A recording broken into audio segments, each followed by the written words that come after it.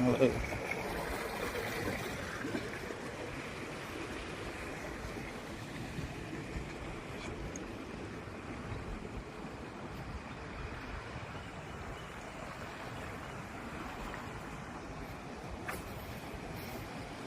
មកដល់កន្លែងនេះគ្នាខ្ញុំ3នាក់ក៏បានសម្រាកពីការគប់ហើយដោយសារតែស្ទូចមកព្រឹកគឺអត់មានបានទេបានតែមួយ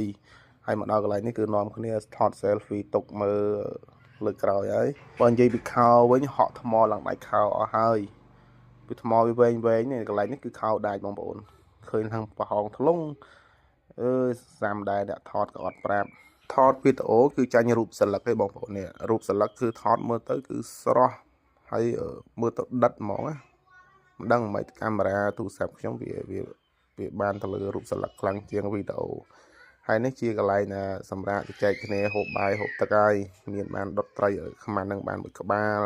ជាង1គីឡូដែរអញ្ចឹងវីដេអូនេះមានតែប៉ុណ្្នឹងទេបងប្អូនអរគុណច្រើនសម្រាប់ការតាមដានតាំងពីដើមរហូតដល់ចប់ជាងក្រោយពួកខ្ញុំដាក់ schedule ទៅស្ទឹងរ៉ៃបងប្អូនចាំទស្សនាទាំងអស់គ្នាកន្លែងនឹងថាសបោត្រីច្រើនណាស់ហើយអត់សូវមានអ្នកទៅដល់ទេពួកខ្ញុំដាក់ schedule ទៅនឹង 3-4 ដងតែអត់ត្រូវជើងគ្នាដោយសារមានអ្នកខ្លះគាត់រវល់អញ្ចឹងវីដេអូហ្នឹងមានតែប៉ុណ្្នឹងអរគុណ